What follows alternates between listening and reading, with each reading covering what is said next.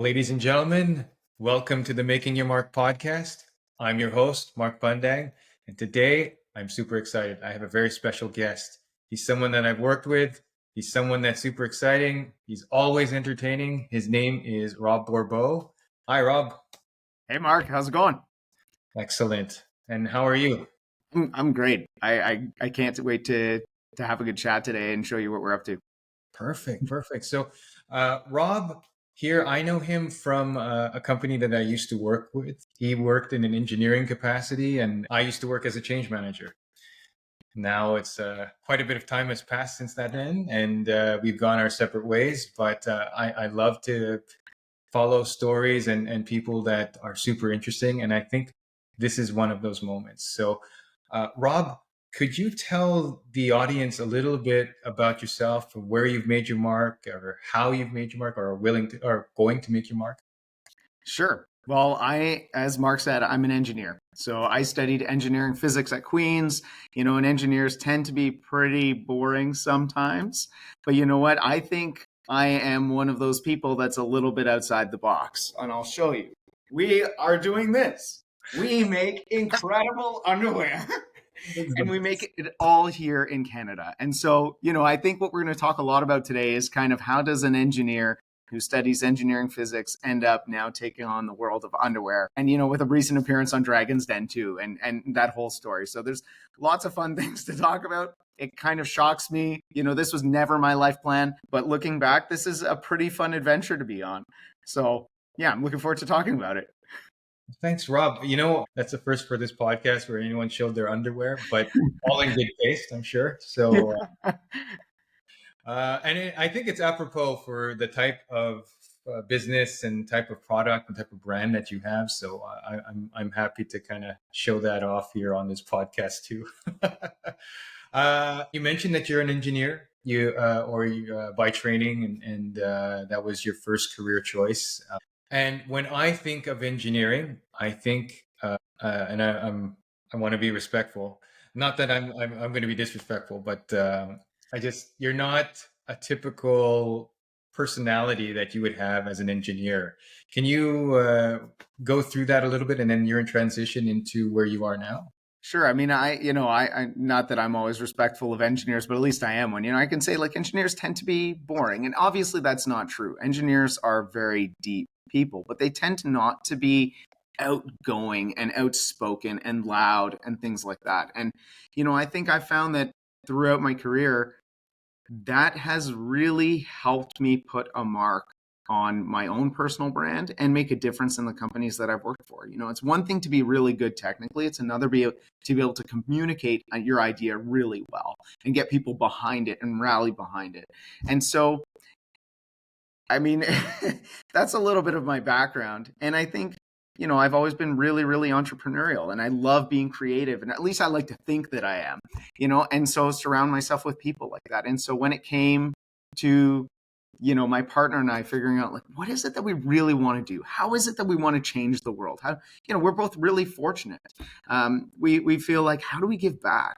It kind of landed on, okay, well, as an engineer, I still do engineering every day. To be fully honest, I build robots, I work on production and lean manufacturing and all these things that we do all the time, but they're definitely a different capacity. And for us, looking at where do we want our life to be, to head to, and what kind of directions, like, okay, well, we want to do manufacturing. I want to do this. I want to manufacture. I want to have a team. I want to be solving problems and process, and want to like build something with my hands. And my partner, she's very much a doer and a hands-on person. And so we kind of agreed that we wanted to do something like this. And then a huge component of it was we didn't want to just manufacture anything.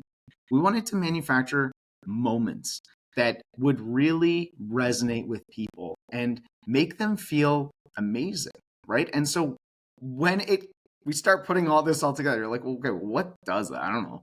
And so it took us a long time, but we eventually landed on this ridiculous idea of making underwear really fun.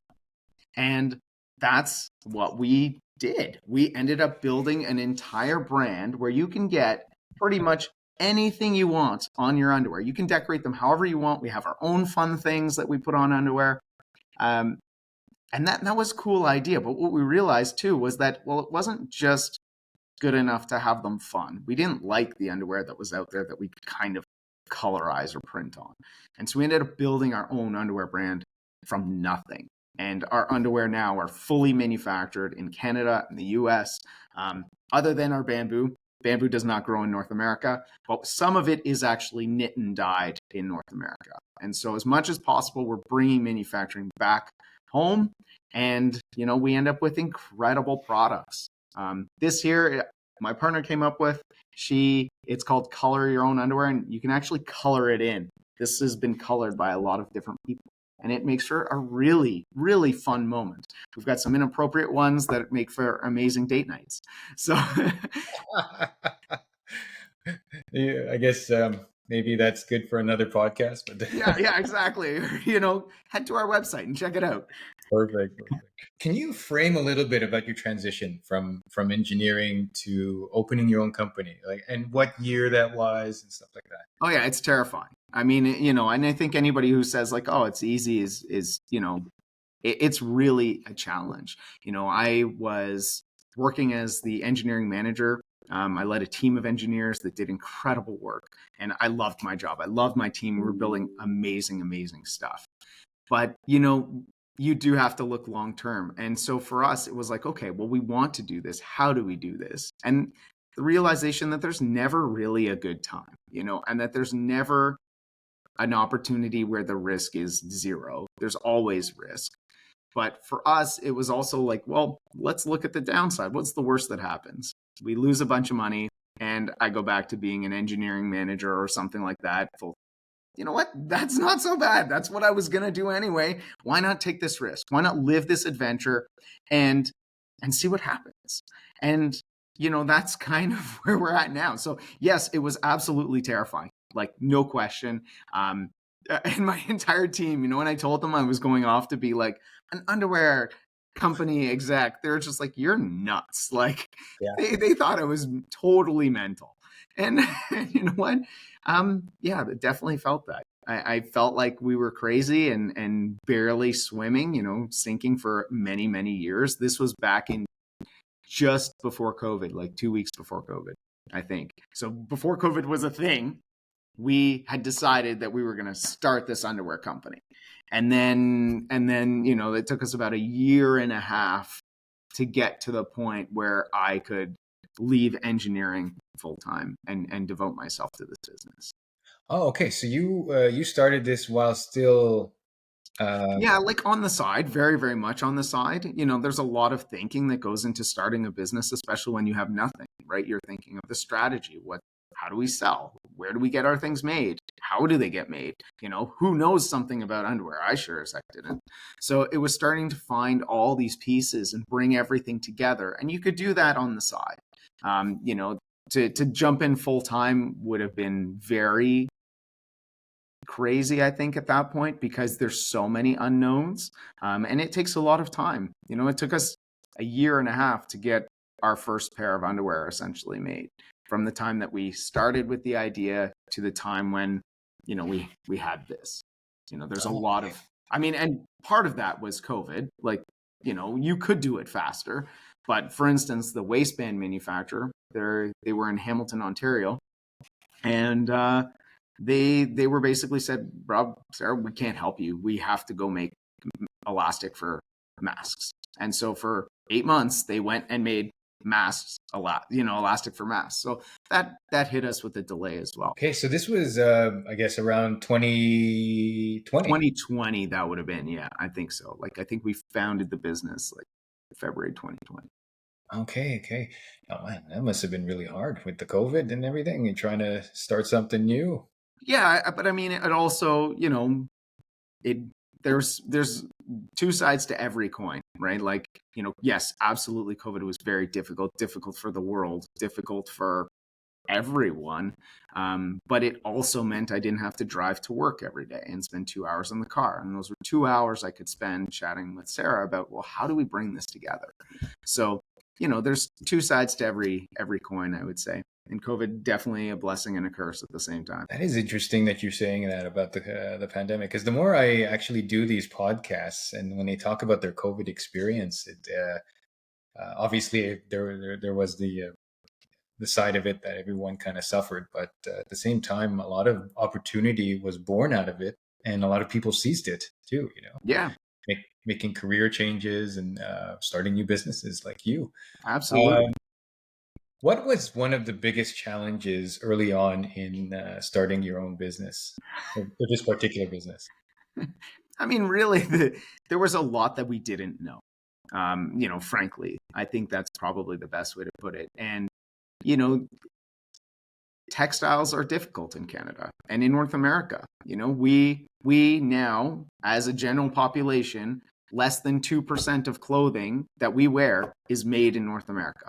And when it comes to underwear and socks, it's fractions of that. So, you're talking a very tiny amount of expertise and knowledge remains here. And that is something that, is hard to get back. As more and more manufacturing leaves our shores and goes overseas to lower cost opportunities, we lose a lot of that expertise. And so finding people that were really good at this was a challenge. And educating ourselves on how do we build this from nothing was really a difficult task. There's a lot of reasons why we wanted to keep it in North America. And I mean, people always ask us, why don't you just go to China? I know we can buy a pair of underwear in China, literally like this, for like $3, landed in Canada, maybe $3 to $5. And our competitors, the well-named brand, like the big name brands that everyone knows, that's how much your underwear costs. And you're buying them for $35, $40 at the store. Whereas making it here costs us about 3 to 5 times more than that. But the quality difference truly is actually astounding. We use much better materials, much better ingredients. Everything is sewn more carefully. The size is more consistent. And because of that, we now have like this 2-year warranty on our underwear. We can guarantee that it's going to outlast whatever it is that's in your drawer. So, but it's convincing people and educating them on that difference, and then having them touch and feel and see that. So that is I guess that's the answer to one of the biggest challenges you have, which is trying to convince people that. Well, especially now. I mean, yeah, convincing people that the price tag is worth it, and that, this is something that we should all care about. Yeah, I mean, I like to tell the story, like, I'm an engineer, Sarah's a teacher. If we don't do things, we'll have no expertise. And if we don't have any expertise, we won't be able to teach our kids anything. And so for us, this is a big reason that making things here is important. Yeah, and you said a stat. Only 2% of what we buy is actually manufactured here, or? Yeah, and that data is years old. Like, I think that was done in the early 2020s by an American firm. That's kind of where it's at now. And I mean, the rise of Amazon, of Shein, of all these things where they're ultra low cost items makes it even harder to actually manufacture things in North America. Mm-hmm.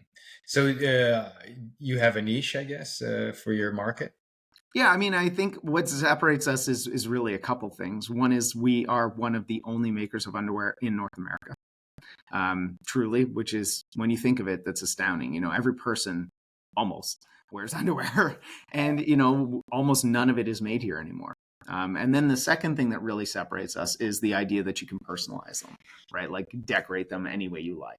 And that is a very unique feature to our business. It's something that we were really proud of doing. It really adds a fun element. But I think that also ties in another challenge, right? Is that people, when they see fun, they think, honestly, novelty, you think crap quality. And with us, it's exactly the opposite. They're incredibly good underwear first, but you can decorate them and you can add on. So you end up with these underwear that are really comfy and really fun, but selling that message has been a really big challenge. Oh, okay. And you mentioned teacher, engineer. Are there any other expertise in your company at the moment? It really, I mean, we surround ourselves with amazing people, but really it is the two of us that do just about everything. We have people that help us sell, people that help us produce, but they're really like on the helper side. I guess one of the other realizations you've had is that you need to be flexible, especially in starting your own business, right? So, can you give some examples about being flexible? Well, I think the best thing there is exactly that duality, like this dual persona of our business, right? Like really comfy, high-end underwear that's made out of bamboo, and like we use the best ingredients possible, and it's made in North America. And then you have this ridiculously fun jokes, whether they're fart jokes or like intimate moment jokes or just silly stuff on your undies. And that duality has presented like a lot of challenges. And we've realized that we started with the idea of, well, let's just be really fun, right? Like, let's over the top fun. And what we found was that a lot of people resonate with fun, but they don't want to pay for it because there's this huge preconceived notion that fun equals really crap quality. And think about it, like think of fun socks, fun anything. And it's like, these aren't items that you wear every day. They're generally, you wear them once and you kind of throw them in the garbage. And so that we've had to pivot probably 1,000 times throughout our business. And that really is the name of the game of in terms of making your business last, is you have to be flexible. And so for us, we've pivoted from this really, really fun idea to well, let's make fun an add-on. So instead we start our pitch with, hey, these are really high-end underwear. Do you want to try them? Like touch and feel the fabric. And you get people like, whoa, what? Like this is so soft. And we're like, yeah, this is what North American manufacturing can do. Best underwear you'll ever own. And then we talk about the fun as like, well, and if you like that, have you thought about, making your underwear work harder for you, making them have special moments? When you take off your underwear, it's the first thing you put on in the morning. So it really has that kind of superpower ability to be like, okay, you know what? It's Monday. Whoa. Okay, I'll wear my Monday undies, and they really kind of give you that extra superpower to take on your day. Or at night, they'll help you create a special moment, right? So it's kind of this really cool thing where they're for yourself or for your most special people. And I think that's really powerful. Okay. And I guess where I was going with the you're an engineer background, this is a teacher background, is you're not something else yet. Like you haven't developed the skills. Is there an area where you discovered in this environment, this context, that you know what? I don't know if we have the expertise. Oh, I mean, I kind of hear you there. I mean, so we've had to pivot many times. And I think what I will say to that is it's one thing to be able to produce something, from a technical standpoint. The other thing is being able to sell it. And Mm-hmm. the selling it has been exceptionally difficult.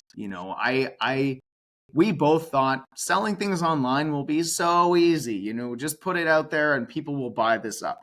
Not the case. Has been exceptionally difficult. In fact, even to date, most of our sales come from us going to events and trade shows and markets where people can really see the product, they understand its use case virtually immediately, they feel it, they try it on, they're like, okay, I am sold, they'll buy, and now we have this customer kind of long term. But online, it's very difficult to feel quality, right? So that's something that we're really learning how to do better. And we've really had to become, engineer teacher to like expert marketers. And I would say we are really good at marketing some things and really not good at others, and that's been a really big awakening, I think. And again, it comes all back down to like, you have to be flexible. You have to be willing to see where your gaps are and work hard to fill them. And that can be, learning new skills, or it can be surrounding yourself with amazing other people, right, who can really help you with that. And does flexibility equal compromise? No, not necessarily. I don't see it that way, I guess. I mean, I really see flexibility as the act of finding new opportunities or finding an opportunity that you didn't realize was necessarily there, right? So you might think one thing at the outset, which is cool, and maybe that'll work, probably won't. And so the flexibility allows you to say, hey, there isn't the opportunity that I thought that was here. It's now over here. Let's go and chase that. And so you're kind of, if true north is like this, you're kind of doing this. And ideally, you're hopefully going, forward and not too much back. But yeah, that's how I see flexibility.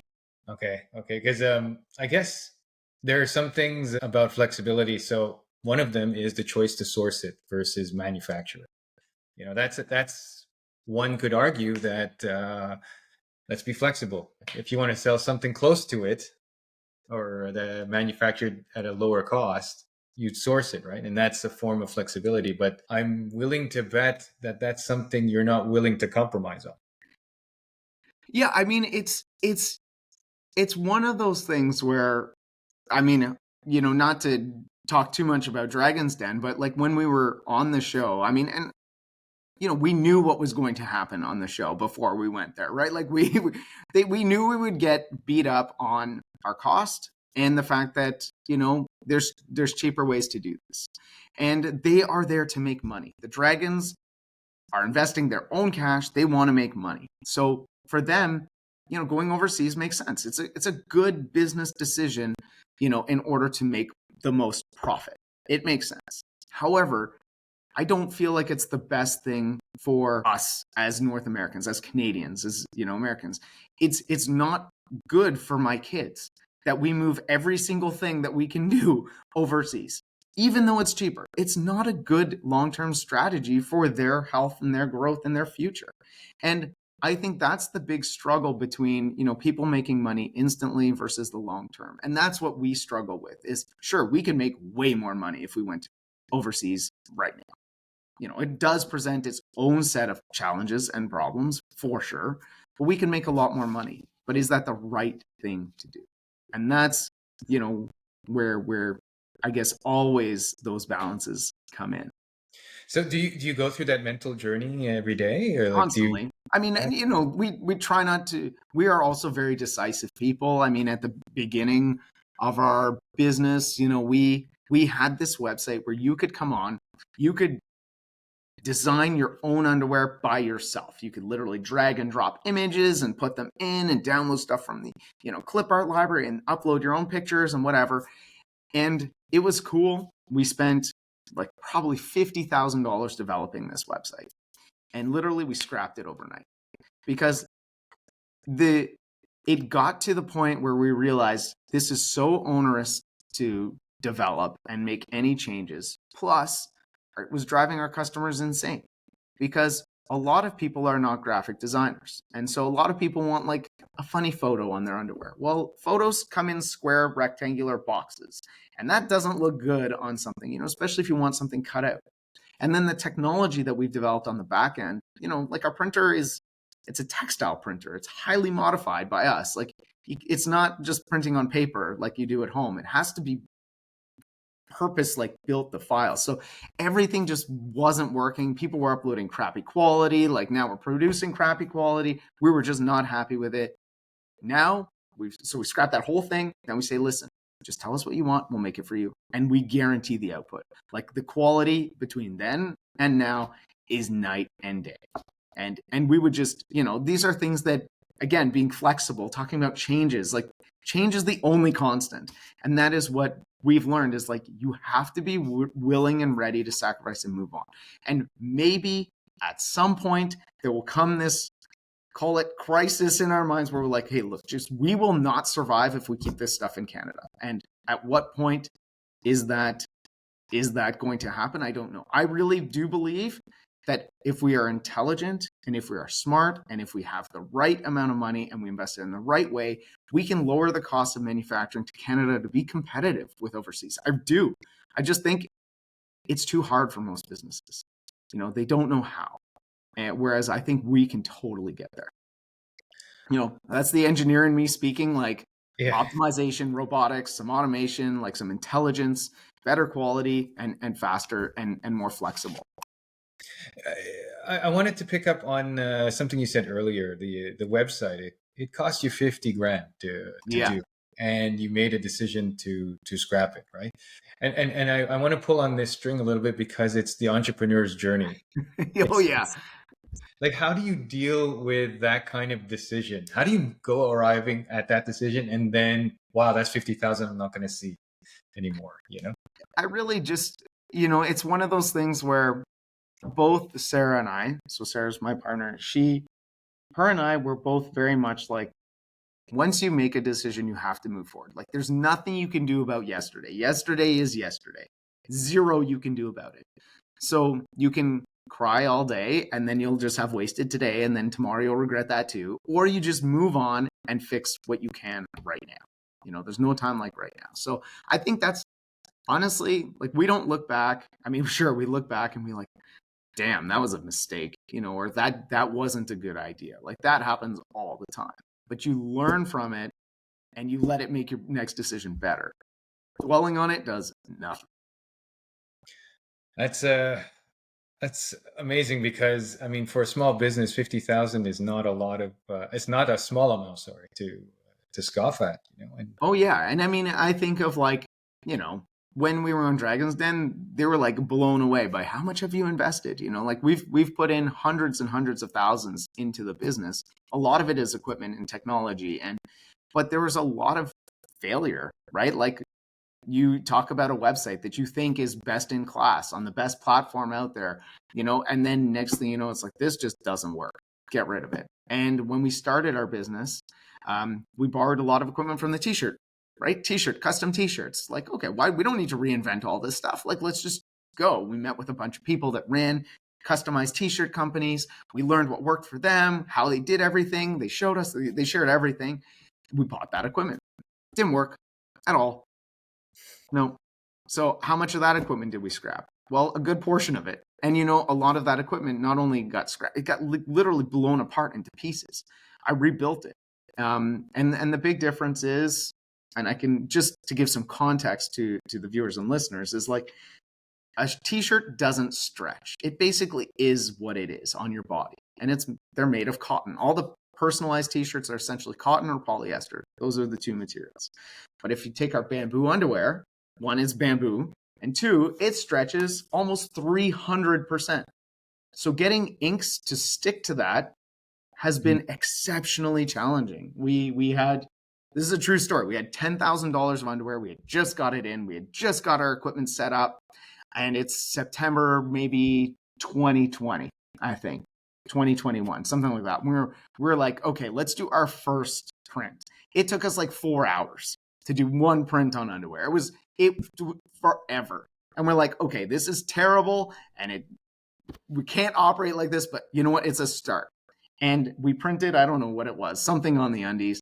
And we took it home. We're like, okay, the test is washing it. That's what we had heard. Like if you can wash it and the ink will stay, you're good to go. Well, we washed this and it came out with no ink on, like zero. And we're just like, holy shit. Like, what did we do? We have tens of thousands of dollars of underwear now, and we have literally piles of equipment that just doesn't work. And we have a website that we can't sell anything on, you know, like, because we didn't think to really sell our underwear as they were at the time. You know, it was really about like selling fun underwear. So all these things just added up and we're just like, oh my goodness. So, you know, another year and a half later, and now we've figured all that out. Maybe almost 2 years later. So like you just think of like change, flexibility, like the need to adapt to make something work. And I mean, that was a year and a half we didn't anticipate. That was additional equipment we didn't anticipate, and like the effort.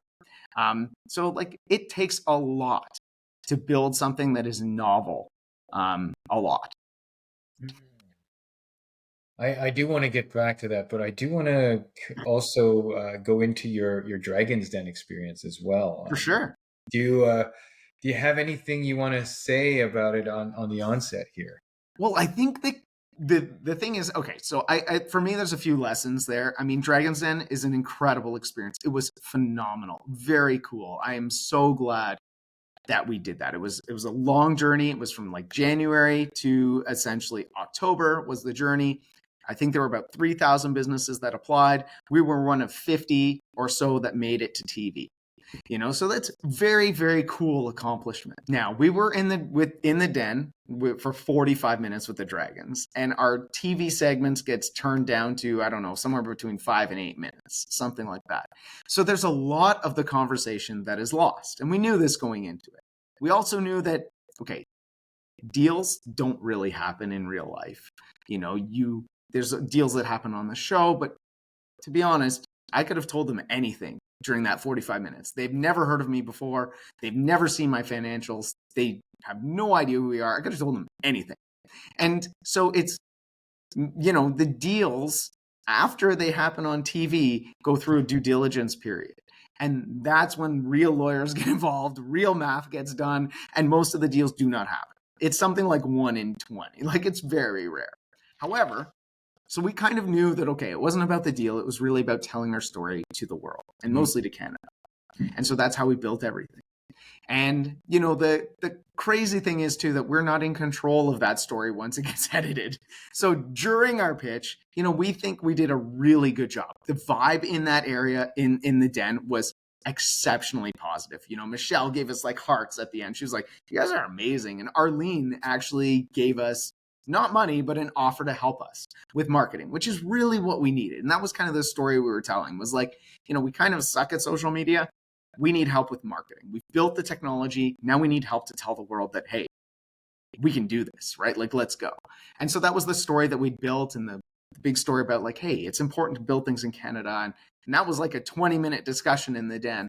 And, at the end of the day, that maybe made it into like a minute. And it was actually interesting because it was mostly me like debating with the dragons during this whole like thing, like kind of like arguing with them and debating. And it was really fun and positive. But almost none of that made the TV cut because it's not quick sound bites. So it was Sarah's sound bites that made the TV cut, and then mostly me, my hands doing this. Like, you already see me, I'm talking with my hands. Like, it was all like this, nervous.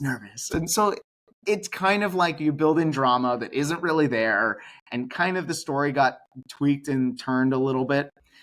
However, at the end of the day, it was still a phenomenal experience, and it's great exposure for our business. And, I think we both wished that there was more that was kind of shown, especially on like the story of why we wanted to keep it in Canada and why that mattered. And, and kind of the debate around that. And then Arlene's offer to like actually help us. We really we're hoping that was going to make the cut. It just finishes it on a positive rather than like a little less positive note. Yeah. I mean, I saw it. I was like, it was almost, and I don't want to minimize it, but that's it. That's kind of what it left me. I thought, because you and I had talked a little bit before that in preparation, and I was like, so there was this experience and that experience that maybe, well, you didn't go into any specifics, but the way you had kind of talked about it, that there was going to be more than what they had presented a little bit, Well, and that's because there was. And for us, we're just like, hey, why didn't they air that really cool thing that happened? Like that really cool story. And so, these are things I think that, and if I sum it up, it's like, well, you just can't control, right? There's things that happen every day that are outside of your control. And again, being able and willing to kind of roll with that, turn it into opportunity, find different ways to, modify a story, not modify a story, but like, like play with it and make something of it. There's always things that you just can't anticipate and that are outside of your control. I don't want to minimize the experience in any way. It was truly phenomenal. I'm so glad we did it. Life experience, like, check, Amazing. And I want to get into something that I just picked up a little bit on, or maybe it's throughout the podcast episode this time around. But one thing that I have noticed, at least with your story and with you, is there's a difference between someone who gets into a business to make money. Yeah. And then there's someone like, I think you do too. Obviously, you want this to be viable, but there's more in it for you. There's something else that keeps you going, even when the light at the end of the tunnel is a bit faint. Can you describe that a little bit? Yeah, like, you know what? I love that you brought that up, because I think, and I mean, I guess there's the people that say, well, a business is just a business to make money. And that's what it should be for. It should not be fun. It should just be about making dollars go in your bank account. And to an extent, I believe in that. But I also believe that, shouldn't you live your life with some passion in it? Shouldn't you have something that you can work towards that you're really proud of? That that not only brings you joy, but brings joy to the world and makes the world a better place. And that for me is a big thing. Like, I want my kids to see the work that we've put into this and to know that, there's more to life than just getting a paycheck. There's giving back, and I have always felt that, I've won the life lottery, like really, I live in Canada. It's a beautiful place to live. Kids that are healthy, I'm healthy, and hopefully it stays like that for a long time. But like being able to give back is important to me. And, obviously we do need a business that at least can sustain itself. And it would be nice if it helped put food on our table. It does not yet. We're working very hard towards that. We keep getting closer. But, like, it's important that the business means something to people and really help people live their better life, build a better life. And I think that's something that we have worked really hard towards, and we've put that into the business, and that's why we do it day in and day out. Mhm. Is that the overall takeaway from your experiences that you've shared today? Or do you have another one that you want to share with the audience? Oh, geez. I mean, I think there's so many, like, yeah, I think it is important to take risks. I think it's important to be bold in what you do. And it's important to like stay true to what matters to you. And for me, I would say that this is not easy. It is always a challenge, but I think it's ultimately worth it. When you can say, even if Do and Dare, let's say, doesn't make it at some point, I think I will look back and I will say that was worth it. It was worth the risk. It was worth being brave and courageous, and it was worth sticking to things that we really cared about, and for the reasons that we cared about. And I think that's something that I'll be really proud of, regardless of what happens.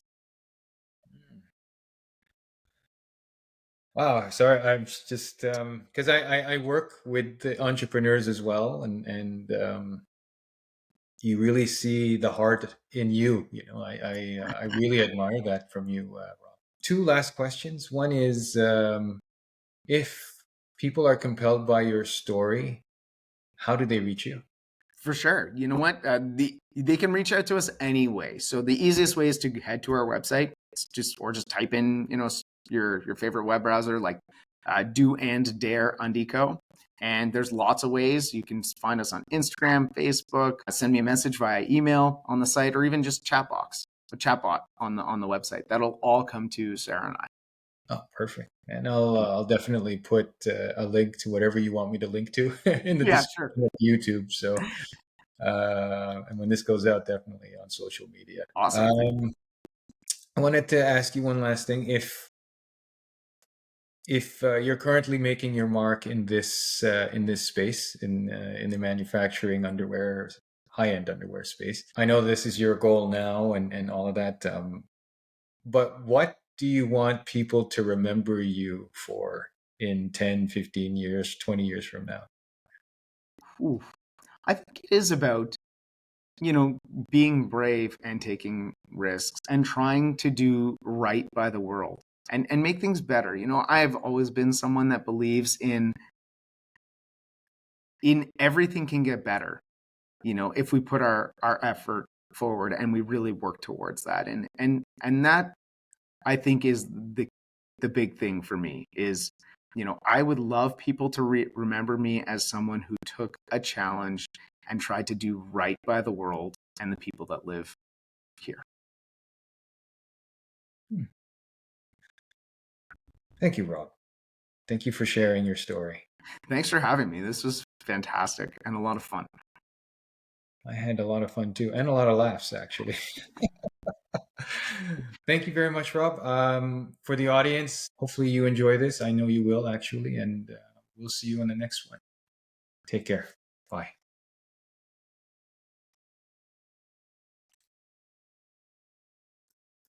Hey, thank you very much. If you made it this far to the end of the podcast, I really want to thank you from the bottom of my heart. We're just starting out, so it would help if I could just ask one more thing of you. Please subscribe to this channel and share the podcast, share the episode on any platform you can. It would mean a lot to me and it would help us a lot. Thank you.